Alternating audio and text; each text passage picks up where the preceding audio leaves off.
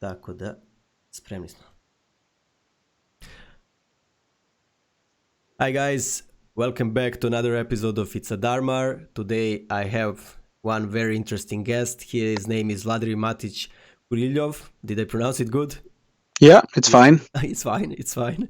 Yeah. And he has decided to join me on this stream. He has many talents and I will try to show them all if it's possible, because I got a folder from him that has 1 gigabyte of images, from illustrations to cosplay to sculptures. He has a lot of talents and I want to show them all if possible during one stream. Hi Vladimir, how are you? Hey, not so good, but we're all trying to weather this thing out. I'm so fine. Good. Not so good, but so good. Yeah. Yeah. Being somewhat productive, not too much, taking it easy. Yeah, So- but, folder from... I understand you. It's a strange situation that we are living today with this coronavirus and everything, but a great time to be productive, right? So and so. Why?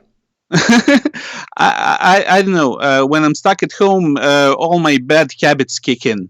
Yeah. So I like going out. I really liked having a workplace, like going to work, doing the work, and coming back home, and separating the day in this way. Because then, in my spare time, I was free to do whatever I wanted out of my side projects, passion projects. And when you don't have that kind of separation, then you're just under pressure to do like the stuff you should be doing and not the stuff that you want to do. That's very true, and I know that you are new to freelancing now, and that you used to work in Madhead before that, the company in Yeah. Belgrade, Serbia. And I see that you're observing some stuff that we all freelancers observe when we start working in. So Yeah, I was a horrible freelancer. I had 3 years between college and finding a job. And in those 3 years, I at once worked on everything and on nothing. Like I had all the time to explore my interests, but not a lot of paid work. So it was a nice time in my life. But I finally made myself into a man when I got the job. yeah, And it brought me structure and discipline. And the best way is, as my friend put it, like I was my own boss, but I was a very bad boss. So I need to find myself another one. yeah, it's very interesting when you're working from home, freelance and stuff like that. You get lost in time, literally. And I have a different problem. For example, I have a problem where I'm too harsh of a boss to myself, and I punish myself a lot and I work too much. And I would always love to have a structured time where I work from 9 to 5, 9 to 6, and then I come home and relax. But I think with the freelance, that's not freaking possible. That's my experience. I don't know. Some people supposedly make it work. Some people thrive in such an environment. They set strict limits for themselves. But I don't know. I was hoping that after like 6 years of doing an actual job, I would inherit the discipline. But when I came home, not really. You know, when you're at home, it always feels like home, right? Even though maybe you have an office at home, but it's always home. Yeah. Home feeling. So I have on my screen your illustrations, and Yeah. I'm spinning through goblins. If you don't know, guys, I was painted as a goblin by Vladimir 1 year ago, right? Something like that. And I really love this image of myself. Expresses my soul that you can see underneath everything. And I love your illustrations of goblins. They're very interesting and they're very fascinating also, fairy tale creatures to me. So where does that inspiration come from? I'm not sure. Maybe it's because you asked me to draw you as a goblin. I kind of pushed it a bit further, but I guess I've been thinking about this. I think the reason I really like drawing goblins is it's sort of a backlash to everybody drawing pretty girls. Ah, I see. I also like drawing pretty girls. It's my like default mindless mode. But I try to push myself like, okay, let's do something more interesting. And the way I've been developing my goblins, it's like, okay, I want to make them pretty, but not by human standards, but their own. They have their own standards. And The standards of beauty, yeah. what would be the goblin standard of beautiness? Beautiness be? Would the DARMAR be? Maybe if you remember, have you read Petar Mesalgia's Giants book? Yes, yes. He has an excellent rant there about like the giant beauty standards. Let's just clarify who Petar is, if you can do that, because we never mentioned him on the stream, and he's quite famous. Petar Mesalgia is a very successful and accomplished Serbian illustrator and painter. Does mostly fantasy oil paintings, mostly personal work inspired by folk tales. Yeah, and he did it in traditional way. He started in 90s, right? 89 or something like that. He's an older generation of artists, and he's amazing. And I like that he made giants. You're now making goblins. That's I like always when something is new and different, but it has to have that. For me, good art has to have that twist to it, you know.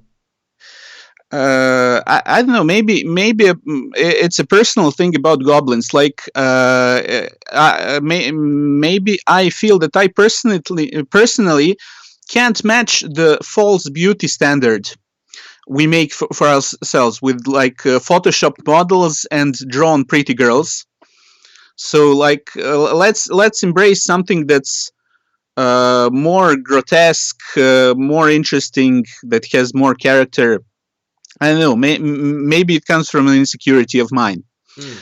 Also, when I was a cosplayer, actively, I always loved cosplaying monstrous characters.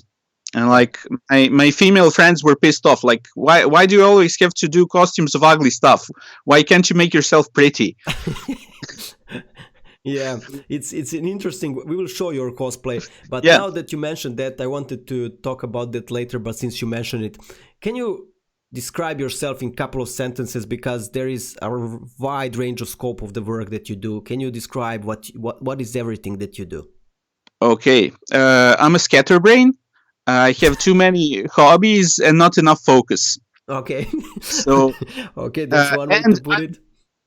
In the last couple of years, I've been embracing that, because throughout my college years, I got heavily engaged with the tabletop wargaming scene, like miniature painting, Warhammer, stuff like that.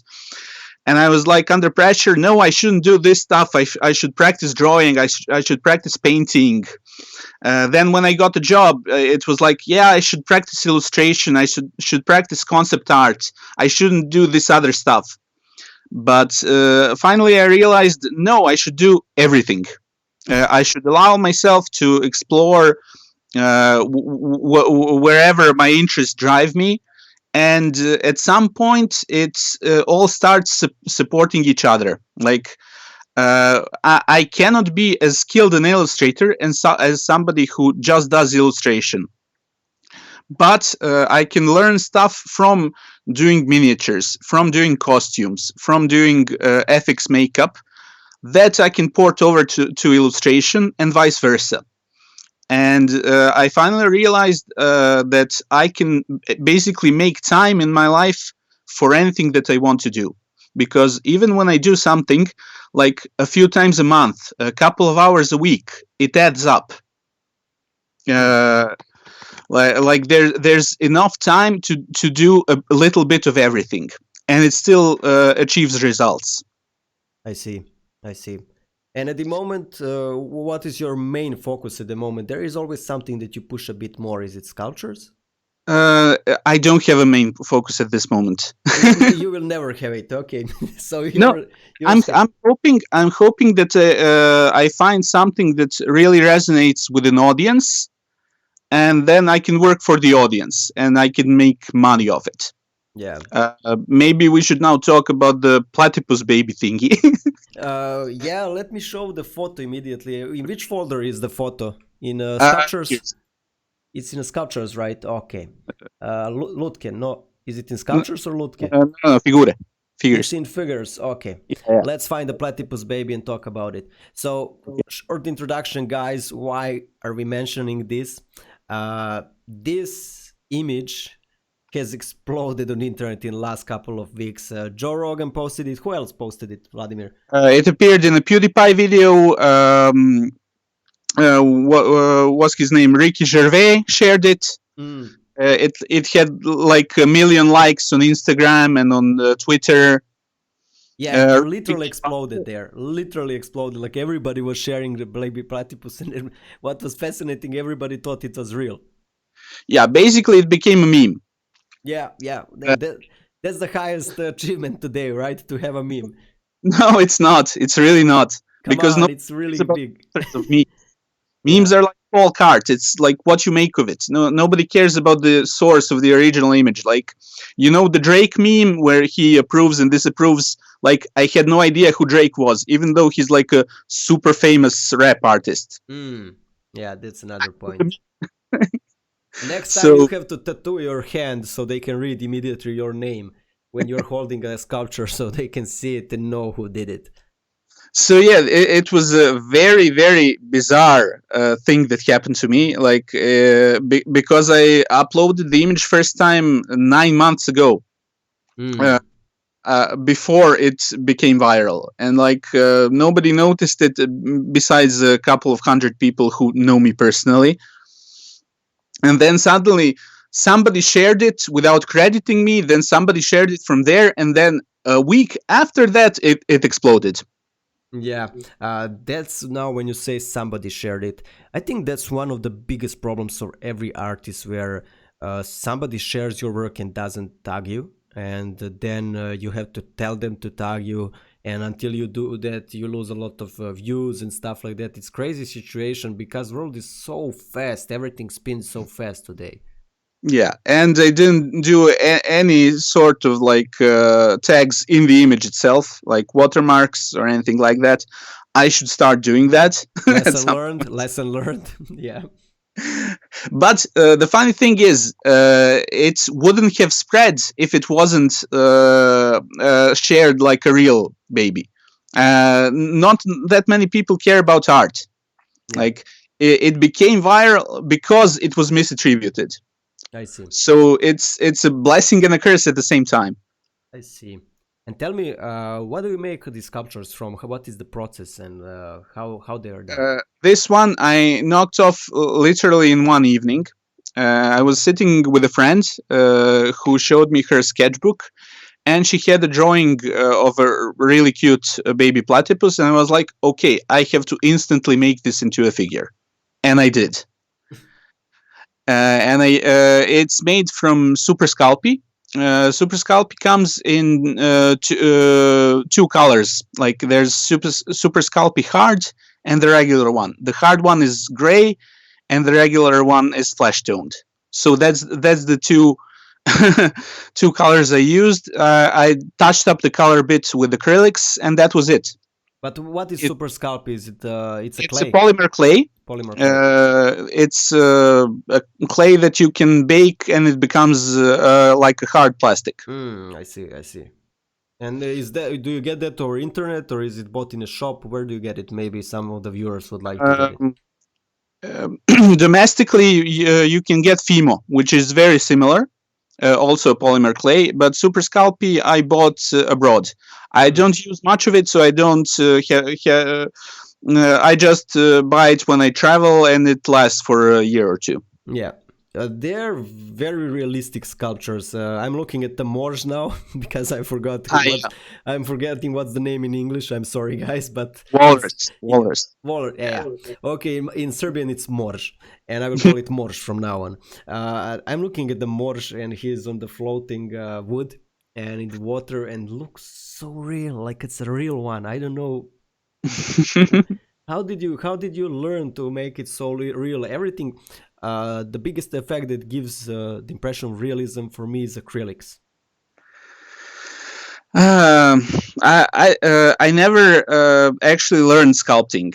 Sculpting was just something I did on my own by the wayside. Even when I was at college, I have lots of sculptor friends, but I never studied it. I never did studies. I never had a sculpting teacher. I just picked it up on my own. But what did you study? I studied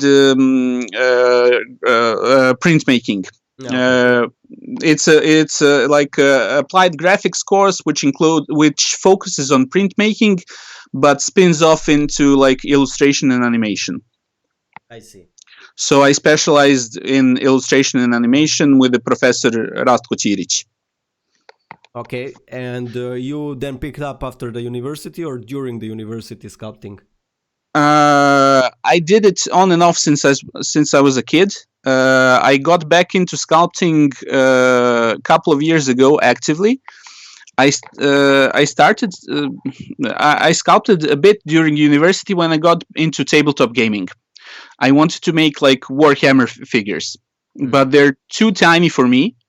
I don't have that kind of skill level to push the details like you have professional made models. But then a couple of years ago, I rediscovered my passion for the hobby and started sculpting again. But then I figured out that I can have a pocket sculpting set, and I found a way for myself to sculpt tiny figures in like 10-minute sessions. So I could do that during breaks at work or when I'm sitting down at a cafe with somebody. So I started producing these random tiny figures just as a practice. And then I started taking photos of them. And I got hooked on that. So now one of my focuses is making like these figures from 3 to 10 centimeters tall, taking pictures of them. And I also started doing art dolls, which are a bit bigger, like around 20 to 30 centimeters, which have wire armature, so they can be posed. And I made 3 of those, and I also started taking photos of them. Yeah, I saw that on your Facebook. They look quite interesting, and they are in some post-apocalyptic world. If that's my feeling that I have, and I will turn them on now. Actually, this one is not. Is it in Lutke or is it in? Yeah. Okay. This is the different thing. Look at this guy. This guy reminds me of myself when I wake up. Where is the toothbrush? It's a woman, actually. Yeah, I remind myself of a woman, obviously, a lot. But again, you can see those kind of goblin faces, like, and it's easier when you're doing like these goblinoid monkey-like creatures, because you don't have to make them believably human.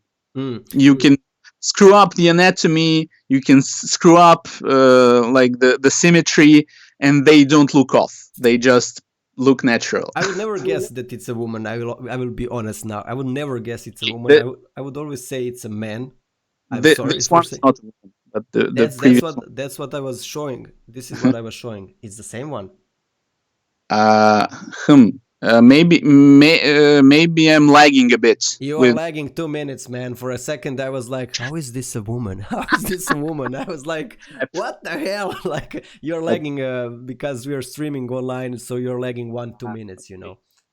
So yeah, this is the one. Okay, and credit for the photos to Anna Jelic. I don't know if you know her. She's also a colleague from the industry. She's an animator, and she does photography on the side.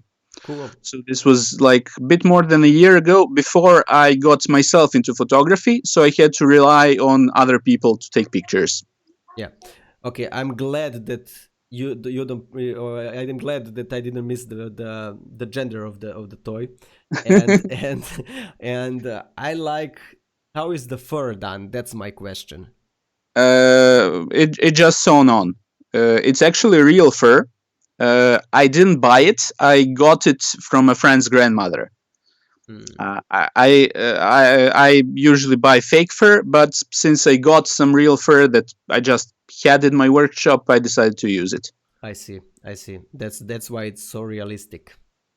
Yeah, and I had to trim it a lot because you had to trim it a lot. So is it which fur is this, from the fox? I don't know. From the cat? I have no idea. I choose to be from the cat. It's from the cat. It's from the cat. Also, it has shoes. Look at the shoes and everything. Like great stuff. And Yeah. hands are sculpted. Hands are sculpted, and I suppose I'm just asking, so you need to explain me. Between the fur, there is the wire. I suppose that you can move. Yes, Okay, yes, it's a posable doll. so it's a doll that can be moved. Each part you can move. Yeah, the hands are static because they're just sculpted as is. The face is static, but it can move its arms and legs. Yeah, that's awesome. These dolls are kind of a sweet spot for me because they're between doing full size costumes and props and miniatures, so I can work techniques from both. Yeah. I can do mixed materials like I do in real life stuff. Because when you sculpt miniatures, you sculpt everything. You sculpt fur, you sculpt clothes, you sculpt like cloth, anything you want to. But when you're doing a bit larger, then you can do mixed media. You can use like actual cloth, actual furs, actual leather, and I love that. I love using the mixed materials, and I love having them look not completely real, but real enough on photos that you can believe it's a creature. And how are the eyes made? That's my question, because I see that they are Uh, translucent and that you can see yeah, inside. they're glass beads. I didn't have anything on hand at the time besides like those glass bead game tokens. Hmm. You use them for playing like Magic the Gathering and other games. You know So that you will probably kill me, but you know I never played Magic the Gathering on Dungeon Dragons. I never I played. never played Magic the Gathering either. But you played And, Dungeon Dragons. hmm? You played Dungeon Dragons, D&D. Yeah, I played D&D. I didn't play neither of that when I was young. I don't know how I passed through all of that, but I have a strong will. I want to see how that works. Well, nowadays you can look it up on YouTube. Okay, I will check Yeah, it out on YouTube. we're living in an era of a resurgence of popularity of D&D. Yeah.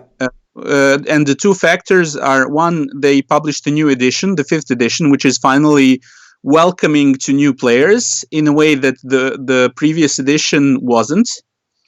And the second is YouTube and podcasts, because now you can go into to the internet and you can see and hear what this is supposed to look and feel like. What is interesting to me about D&D? You're creating the whole world, but as you said, they are re-emerging again. And some of the most backed up projects on Kickstarter I have been checking out that have been done D&D in last year. Like $500,000, $250,000 they would earn from the toys and everything. What kind of?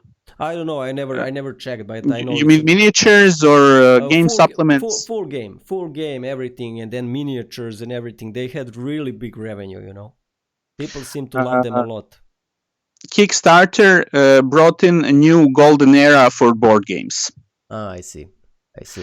It's a really good way to publish board games because you can design your own board game, like with card pieces, whatever. Then when you have a complete game, you can pre-sell it to people, and you just then pay for the production. I see. And it's really up to the game. So now the board games have been rising in popularity for years now, and there's lots of indie games. The game design has been pushed forward. I mean, it sounds kind of stupid, like what new can you invent with like cards, pieces, and dice? But no, there's a lot of room to explore. Have you ever considered making a board game? For myself, not really, because I'm really hooked into miniature gaming. Yeah, and I can tell a bit about that later, how it influenced my art, specifically Warhammer. Okay. If you want to delve into it, we can go after the sculptures, after the figures. We can go there. Okay. One thing I noticed: do you know the difference between D&D and other role-playing games? I have absolutely no idea. I will just pretend that I know. Okay, because people no, please explain, because I really don't know. I'm just pretending that I know. Lots of people just know D&D, and but D&D is just one game.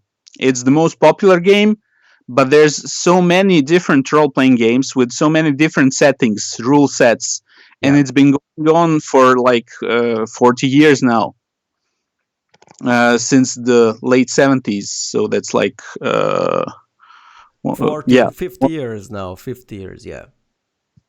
Yeah, and all the like all experienced players like to tell that D&D is like just the mainstream thing. Like you have to get into the real good stuff, you know.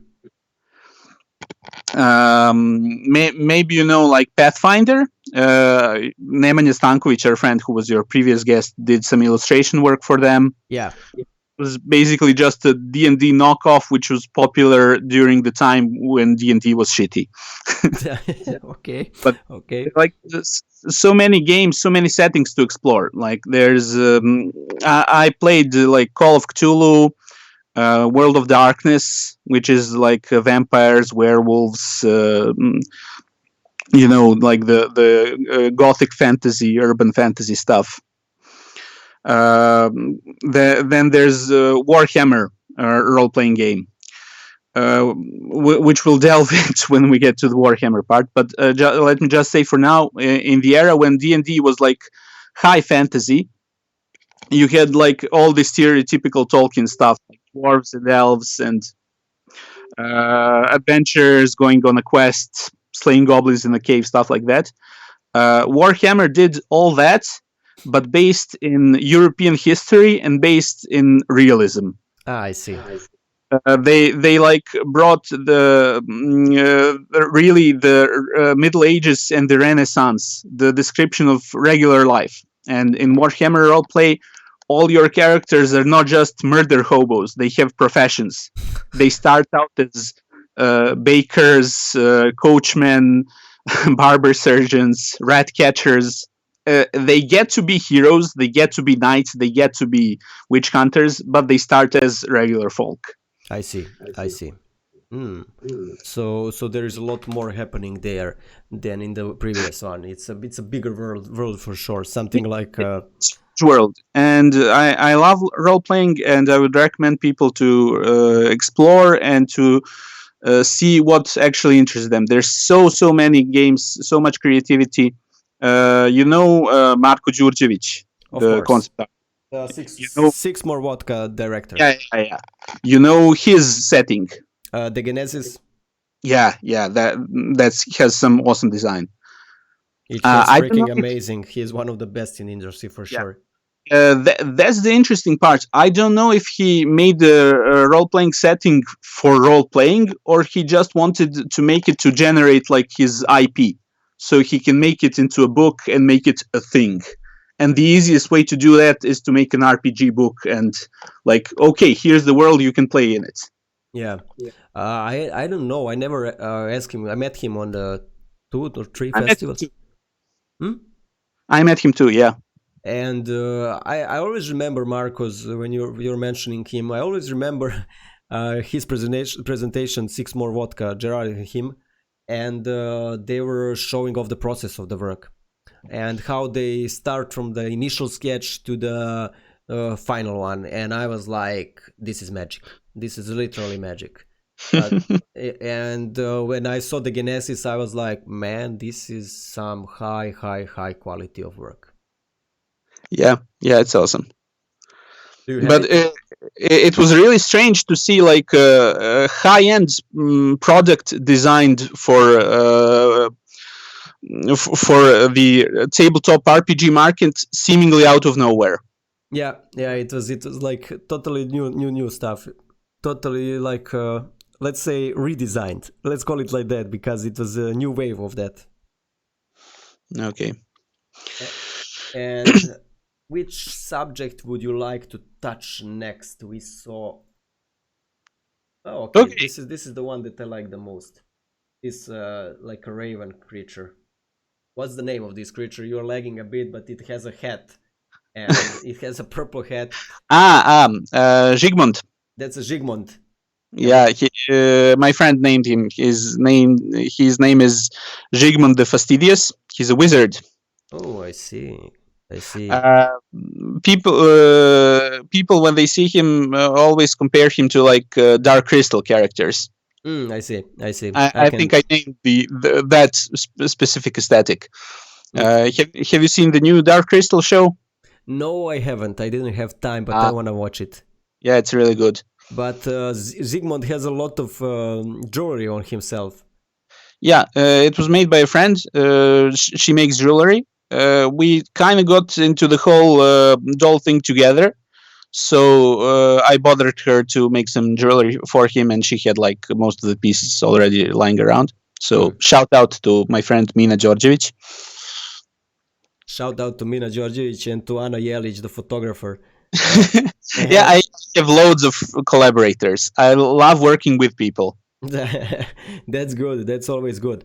But Yeah, I'm always bothering people like, let's do something together. It's one of the ways to keep myself motivated. yeah, Uh, that's a uh, smart move.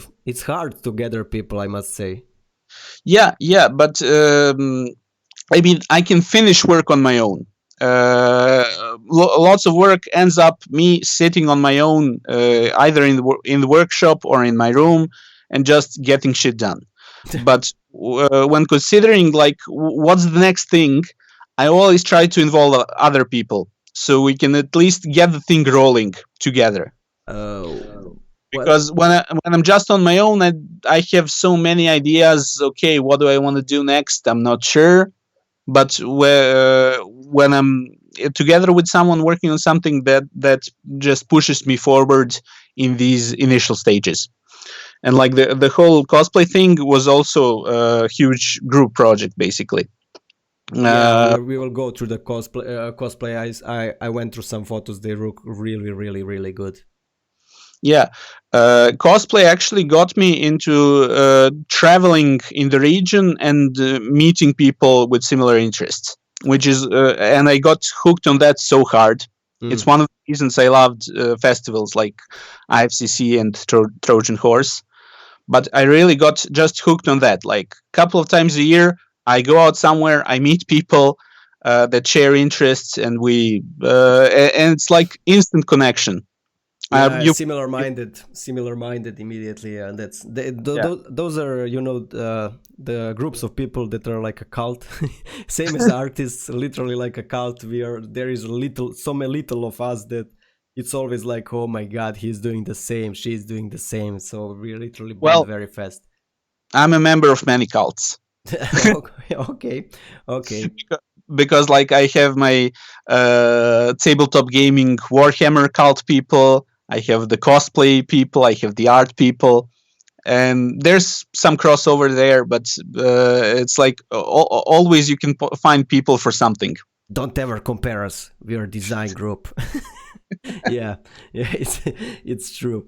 Uh, my main question now, when I look at these figures and everything, how do you start doing them? What's the inspiration? Do you have a written story for each character, Zygmunt, or how it goes? It progresses. You make them. Do you see a cool photo and you create it? You made a platypus like this, but these figures that are like something that doesn't exist in the nature or the world. How do you create them? It's I don't know. I have ideas bouncing in my head, and then suddenly something sparks. Like I know how to make this. Mm. And that's how I start working. Like the spark is I know how to make this easily and quickly. I'm a very impatient man. I hate spending lots of time on stuff. I want to get stuff done as quickly and easy. Mm. So, for example, inspiration for Zygmunt, he's like a penguin-like creature. So that's really easy to make because you don't have to make hands. Yeah, yeah, the And penguin. penguins are cute, and people love penguins. And the idea of the furry penguin came in the like early days of the internet. You had these mashed up animals Oh, the cat and the like penguin. yeah, and I there was call it this Mangwin. I call it Mangwin. I have that photo on my desktop on the third monitor. and there was this really awesome bear penguin, and I just fell in love with that as soon as I saw it. Bear penguin, Like yeah. Yeah, and even ages ago, I did the small sculpture of the bear penguin. I gave it as a gift to a friend. I Nice.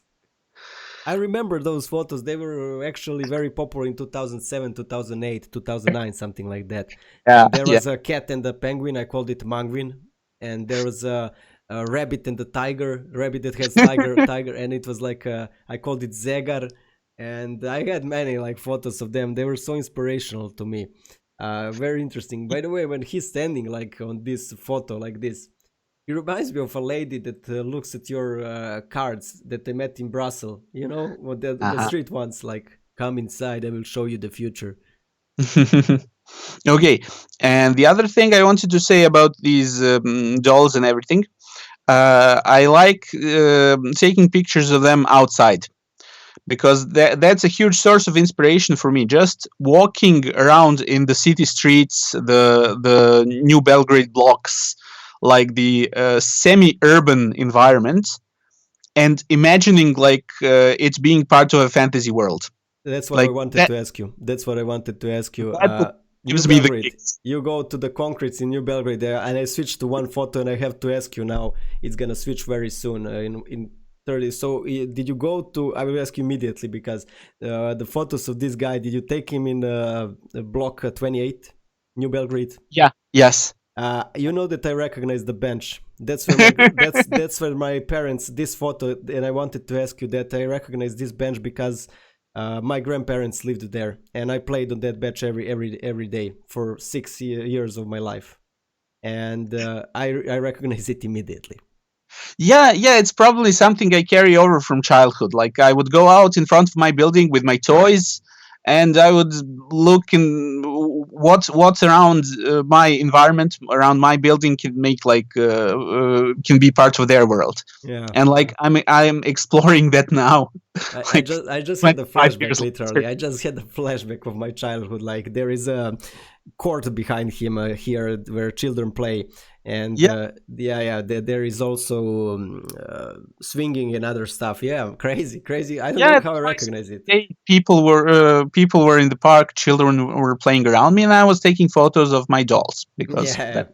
you were the biggest child there. Like that's how it goes. And Yeah. this is where the photo where he's standing and the welding pieces are flying around him. That's also in block 28 where the garages are. No, that's block 60 something. No. You will see when we switch. When we switch, yeah. You will see the photo. I recognize this always. Like, but yeah, it's crazy, man. Like, I like how you put them. They look like a real ones. They really look like a real ones, and I can imagine them as characters. They go and talk. Like for example, this one where he's standing next to the river on the mud. I love this photo. I love the composition and everything of it. Ah, thanks. Yeah, and I also allow myself to edit the photos. So maybe in the future I could do like more matte painting and make like fantastical landscapes that way. Like take pictures of them in the city and then Photoshop something else in or add details. I've been only doing that for a little bit, but I could push that aspect of it further. That would be dope as hell, and if you bought some lights also, because they would give a bit more depth, and you can play. I know that you like the outdoors light, but extra lights would give it even more depth. You know, like in the movies. Yeah. No, I only started doing photography like last summer. So I'm still a noob photographer. There's so much for me to discover how to do photography. I'm experienced in Photoshop, but with Photoshop, like it's fake. And unless you're like a really high end matte painter and you can really go for that photorealistic look, I know like how and what I faked, but with photography I love that stuff is real, and it's a new source of inspiration for me Yeah, these days. yeah. I understand you. Let's move to the cosplay. I think that's gonna be Okay. very interesting. Cosplay. First one. Okay. So, is this you wearing all of this? Okay, just a disclaimer. So in the cosplay folder, I picked out some pictures of me, and I picked out some pictures of my cosplay partner Isidora Vlasak. Mm. We did cosplay together for almost 10 years, and she was an event organizer for Japanism and Beocon. So she always had the flashy costumes, and we were mostly focusing on her costumes, and my costumes came in second. So I didn't make as many costumes for myself, but they were all joint projects. And we used to travel together to many conventions, and we kind of got burnt out because in year 2018 we went to more than 10 conventions during the year. She went to 17, including domestic ones. I followed her on maybe a little bit less than that. But we were in Hungary 4 times a year, in Zagreb, in Bulgaria. We traveled around the region, and sometimes further in Europe. So to Vienna, to Madrid. 17, that's a lot. That's yeah, a lot. Yeah, That's really a lot. Yeah, it got a bit too much, because on every convention, are you preparing a new costume? Are you preparing a makeup heavy costume? If you're doing heavy makeup stuff, it can take up to 5 hours. You have to prepare before the convention, and some of those conventions start earlier, at 10, 11 a.m. So you have to get up at 4 a.m. and do makeup, and what artist wakes up at 4? Not a single one. True. Yeah, I see there is a lot of cool stuff here. Is this you? Yeah, that's me. You have a lovely teeth. Now, the next one that's coming up, that's... I hate that this is lagging, guys. I wish it wasn't, but this one with the next one, you'll see it. This, I don't know, it looks like a sculpture. It looks like a real thing. It looks like a 3D model. It's that well done that it can be anything. And you will see it's coming up. I'm sorry, guys, because it lags a bit, but it's coming in 2 seconds. The goblin creature where you are standing with. No, that's the Nosferatu. Nosferatu, yeah, sorry, the Nosferatu. And look at the teeth. The teeth are what the hell, So you make also prosthetic teeth and stuff like that. Yeah. I fiddled around with doing prosthetics when I finished college. Maybe the guy that everybody knows around here, Miroslav Lakobria.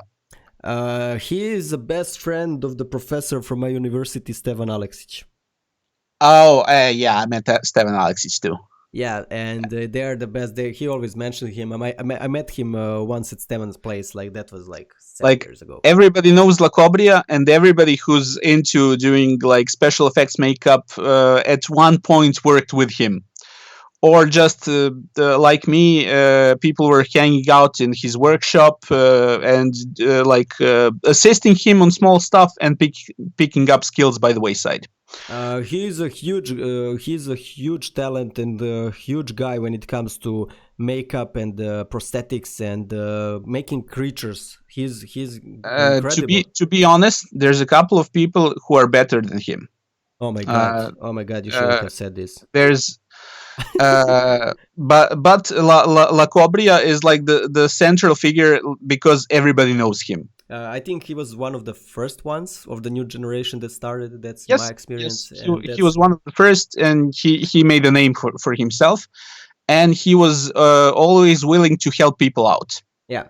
If somebody's interested and somebody needs effects for his no-budget student film, Lakobria would help them out and stuff like that. Oh, perfect. I can invite him for Inside 44 trailer. Thank you for telling me that. I can invite him for that. Miroslav, if you're listening this, please send me a message. Sure. But I have to mention Nenad Gajic. When you come in the cosplay pictures, when you come up to Isidora as Maleficent from Disney's Sleeping Beauty, that the headpiece was made by Nenad Gajic, and also my cosplay of Omadon, the Red Wizard from. That's my favorite one. I just open it on the screen and it's gonna come up in a couple of seconds. That's my favorite one. It's so good. The light is so good. The background is so good. It looks really, really good. I like this nose where he has like a rhino on the top. I love it.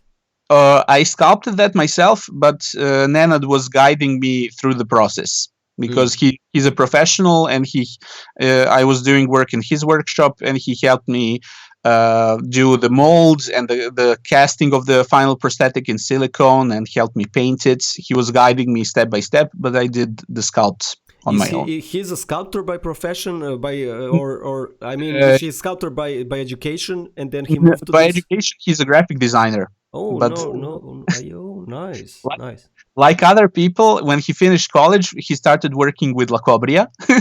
Everybody starts working with La Cobria at one moment. Yeah, everybody starts working with La Cobria. And then he's a really high-end professional. He does amazing work.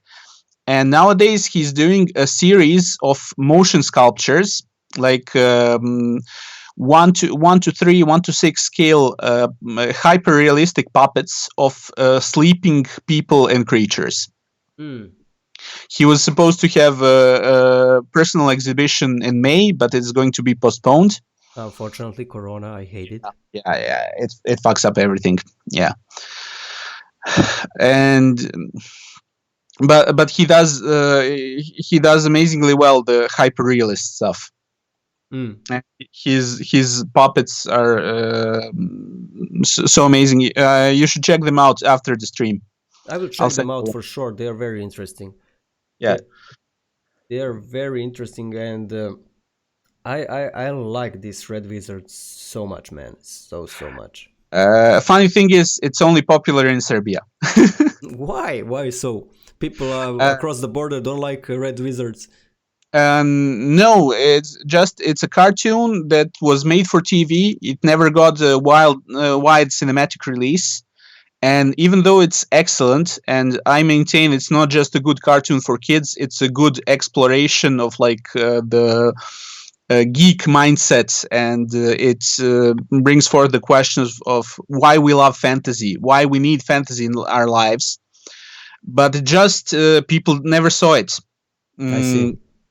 So when I was doing Gomadon at conventions, there were like maybe 3 people who recognized the character. And in Serbia, everybody wants to buy me a beer. Like, yeah, it's my childhood. Yeah, it didn't cross the borders, unfortunately. But what's the reason for not going? Because it's very interesting character. Is it because of the war, or it was in that period, or what happened? No, it's just an unfamiliar cartoon that our television stations had on stock, and they played it over and over and over again, and we all saw it as kids. But in other countries, it didn't receive that much television airplay, and just people don't know it. I see. And it didn't become such a cult classic, so people would dig it up afterwards. So I love talking about that film. So for everybody outside of Serbia, Flight of Dragons, it was made by Rankin Bass Studio. They're famous for The Last Unicorn and the animated adaptation of The Hobbit. So if you like those, be sure to check it out. You can find it online, possibly legally. Maybe you can actually find an authorized version. But it's a really cool fantasy cartoon. It has everything, like wizards, dragons, knights, all adventurers going onto a quest. But it has like this adult spin on the formula. How long does it take you to make one of these cosplays? Let's say the hardest one. Which one was the hardest out of these? The hardest one was the steampunk dwarf in power armor. That's with the red armor also, right? Holding with the brown armor. With the brown armor guy, with the. Okay. Found it. Oh, is this you in the photo? Yeah, it's me in the photo. Are you joking? This is you. This is really you in the photo. Like, I would never guess it. I'm not joking when I say this. Like, how the hell did the face change so much because of this beard? Actually, it's not a beard. It's a side hair, or how is it? Sideburns, yeah. Sideburns. How the hell? Oh my god. Yeah, this has a lot of detail and it looks sick. Again, looks like a 3D model. I'm not joking. It looks like a 3D model. Look at the textures and everything, like crazy. A lot of substance painter there. Actually, the textures are not so detailed. If you look them up close, you can see the brush strokes. Usually, when people do weathering, they do it to be hyper realistic. Because you can do that when you were working with life-size props. There are techniques how to make like chipped paint look like real chipped paint, and rust make look like real rust. But I just took a shortcut and I just did everything in rough brush strokes. And up close, you can see that it's just everything is just paint. But on photos and when you see me from like a 2-meter distance, it works perfectly fine. Again, I have to struggle against perfectionism. I have to say to myself, this is good enough, just get it done. I see. And I'm proud of this costume because I did make a lot of shortcuts and it paid off. Like, I know that I could have invested more time. I could have done more detailed work, used stronger construction, better proportions, yada yada yada. But it looks good enough. It looks really good. Looks like from a movie. Looks like from a movie. What are these plates made from? Is it a cardboard? Is it a metal? Some of the plates are like hard plastic, and some of them are EVA foam. EVA foam is a soft material. Usually you use it for like floor pads for yoga. Okay, yeah, I have one here. Okay, so yeah. So you know what it's like. It's a material that's favored. It's like a soft foam. Yeah. It's favored by cosplayers. Yeah, I can understand why, because you can bend it easy and you can make different textures, not textures. Yeah, you can cut it easy, you can bend it easy. It's somewhat flexible. You can make like curved surfaces. There's a trick to doing that, but you can heat it up and bend it so it curves well enough. Yeah, I understand. Oh, look, there is also you have inspiration from Warhammer. It's actually a character from a game called War Machine. This is also you. The next Yeah. one is coming out. When the Warhammer comes out, the War Machine in the red one. That's also from War Machine. War Machine is also a tabletop war game. But this like is you on the photo. You put that you're bald or you shaved your head. Really, what happened there? Okay, both. So first time I wore the costume, I actually shaved my head. Okay. You know that I would never recognize you, and I'm not joking when I say that. I would never recognize you, literally. Okay. First time I shaved my head, and for this photo shoot, my hair was already growing back, so I just wore a bald cap and edited out the seams in Photoshop. Okay. Looks fits and also added like a texture of the shaven head in Photoshop. Yeah. It blended very nice. I allow myself to cheat. Of course. It blended very nice. By the way, this is him. This is really him. The next photo that you will see, that's him standing on the Star Wars convention. That's how he really looks. so yeah, those Star Wars convention photos are like super old. How old are these? They're from 2011 and 2012. Oh my god, I would never say. Yeah. So yeah, that was our start in cosplay. Your start, and then it progressed to something amazing. Yeah. No, when you're a shy nerd and you do something like cosplay and you get all the attention and everybody wants to take a picture with you, that's addictive. Oh, we are touching now a subject that not a lot of people want to talk about. Everybody in the industry is an introvert and everybody is an introvert in the industry until they feel the subject wanting, until they feel the public wanting them. Is it like that? Yeah, it took me a while to realize I'm actually quite extroverted, but I'm. It's when I'm in my safe space, when I'm in the surrounded by geeky people, by artists, by cosplayers. Then I'm super extroverted. You But know that I used to be very introverted and shy. I And can imagine. Yeah. nobody can imagine, come on. But yeah, I used to be very introverted and shy, but then you feel the spotlight and you never want to go down. And I see that happening a lot of times, but people don't want to talk about that. And I'm very happy that you mentioned that. And I see a lot of fights on the festival when that happens, when the other guy is taking the spotlight from the guys that are introverts, because they're not used to spotlight moving from one side to another. And it's a very Mm. interesting subject. Indeed, indeed. Indeed, I indeed. just have to make a shout out to my former studio, Madhead Games, Yeah. and specifically my boss, Uroš Banješević. Oh no, no, no! Don't do that in this stream. No, no, no! I'm joking. Of course you can. Urush is an amazing guy. No, it's relevant to my cosplay because he allowed me to use the garage at our studio as my workshop. Very nice from him, and I, to be honest, expected that. Urush is a very nice guy, and I'm very, very happy that he did that. So for years, I was like working on my costumes at work after hours. That's so cool. That's so cool. Yeah. The whole team for me, it's very nice from Madhead Games, and they're let's talk about that since you mentioned them. The game up that I was a speaker on in 2019, right? Ljubica, Sanja, and Uroš, they are great. They are great, and I really enjoyed that game up, and they are doing a lot for our community because you're always mentioning Nordius, you know, but there Yeah. is also Madhead, and that's our second biggest gaming studio, and they are pushing it also hard. So big kudos to them, to Uroš and the company. Yeah.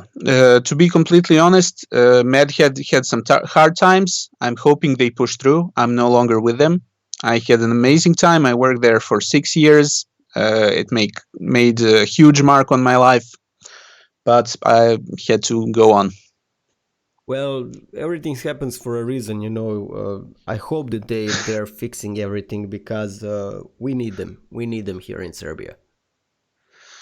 Yeah. So hopefully they'll be better. I really hope so. Yeah. I really hope so because they're connecting. They're one of the rares that connect beside Nordios, the communities here, and they are good people. Yeah. Yeah. They are, and I had so many amazing friends at work. I mean, people were coming and going all the time. I myself left, so Nah, but you know how it goes. yeah, it was a blow for me when I left. It's like there are people that I'm just not going to be seeing every day again, and that's a loss. Even if we stay in touch, we hang out, we go out to beers and everything, but yeah, working with people is special. It is definitely so much different energies and different people around you, and they give you the energy. Some take, but they give eventually. Always, that's how it works. And it's literally like you're in a relationship when you stop working. I remember when I came back from Italy, first from studies, then from the work. Somehow you miss them always. You know, the bad times, the good times, you miss everything there. So yeah. So now I'm kind of again between stuff. I have no idea what I'm going to do next. I'm hoping at some point that I can do like personal stuff and make a living out of that. I certainly hope so. I certainly hope so. So I'm looking forward to seeing how your book goes. I hope also good.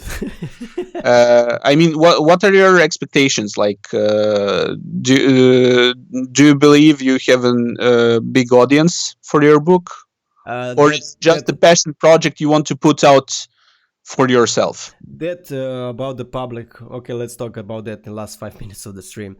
But Okay. you never know do you have the public until you release the project. That's what people tell me, and that's my experience.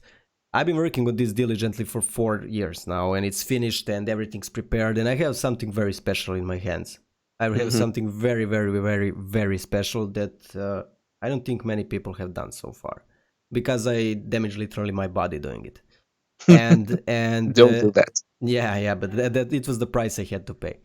And there is always that factor of luck. It's like a Kickstarter. It's a strange animal that you never know where it's gonna jump. I do have high expectations. Uh, I'm trying to control them, but I do have high expectations, and we will see how that goes. I'm expecting the best, preparing for the worst as usual.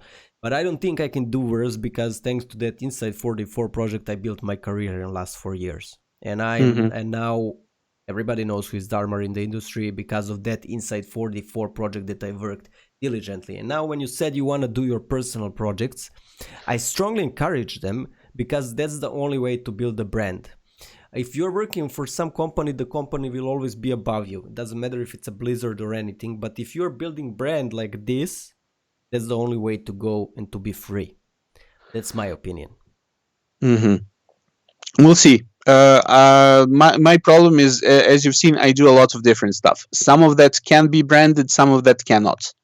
Like when you do cosplay, ultimately these are all copyrighted characters, and there's a limit how much you can push that into your personal brand. But the other thing is, I'm not certain what I'm doing.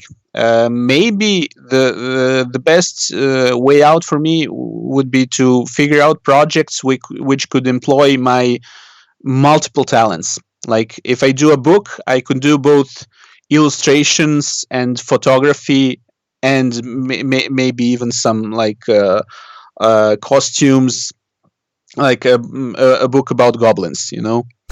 Can I Uh, be the model? The king goblin? do you know the book Ali Bautzi?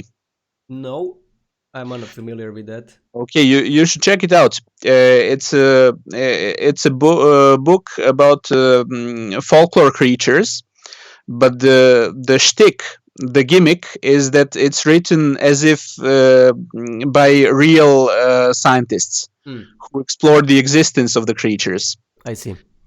Yeah, and it's really fun and funny, and it combines like all sorts of media, like photos, illustration, lots of text. Maybe I should do something like that. Maybe or the other outlet could be working in animation. I have an idea what you can do, Yeah. but that's just my opinion, and we'll talk about that in next couple of days, because when I have free time more, Okay. how I see it. But that's just me. Of course, you are you at the end of the day, and you know the best. If I was you, if I would create YouTube videos, and I would record the whole freaking process, and I would Uh, design the characters. And YouTube is now an amazing tool where you can earn money on it, plus Patreon, plus connecting it with Gumroad and so on. And I would make tutorials for everything, literally. How did I create a sketch? How did I do this? How did I do that? It would be a hassle, and it would be yeah. a lot of work, but Yes. I think that the reward would be huge. I think the reward would be huge. People would love to see the whole process. You sketch a character, you design it in Photoshop, you make it in Cosplay, you take photos, you take everything, you record everything. That's how I would go. Uh, it would be That's much an hard. interesting suggestion. I've been thinking about that. I mean, I'm someone who consumes, on average, 4 or 5 hours of YouTube content a day. Yeah, many people do that, and they don't even realize it. They don't even realize it. You know that No, I multitask. I have I almost always have YouTube playing in the background when I'm I know, working. same here, but I will tell you one thing. I blocked YouTube, I blocked Facebook, I blocked Instagram on my computer. Since I did that, my production has risen, and this is not an estimation, this is a calculation in mathematics, by 8 times. Wow, By 8 times, just because I'm not listening something in the background, my mind works so much faster and fixes the problems so much faster in both design and everything. And you wouldn't believe my day lasts much longer, but it was literally like a drug getting off it, so I had to block it completely. okay. So that's how I would go. And because with that you would have many different things to do. You will have many different things to do. There will be Gumroad, there will be Patreon, there will be YouTube. That's the first thing where you will be visible. You will be visible on Instagram, Facebook, and so on. But we'll talk about this in depth after the stream in a couple of days because I'm busy. That's just my opinion. That's just my opinion. You can always do it differently, and because you are you, and you will always know better than me what you really want, because you're the one that has dreams and that have been put in your head, and that's how it works. It's just that doing online video is a whole different skill set. It is pain in the ass. I will tell you that it's a pain in the ass, and I've been making some tutorial. Plus, I've been doing podcasts. Trust me, it's a lot of your energy and it's a lot of your time, but it's worth it. It's worth it. Okay, I might do that. Thank you for the advice. No problem, anytime. We will talk a bit about that because I think you have a potential to do some stuff. By the way, guys, this is me as a goblin, if you forgot the painting. And we are finishing the stream. If you haven't still hit the subscribe button, please do. Because that will support the stream and help me bring more artists. We are going hardcore now since of the corona and everything, and doing a stream every 2 days. So Vladimir, thank you for coming on the stream. Thank you for inviting me. It was a pleasure. It was a really nice talk, and it was really interesting and totally fresh from everything I had so far, and I'm very happy for that. Okay. Cheers. Thank you so much for joining. Have a beautiful night or day, guys. Bye, Vladimir. Bye.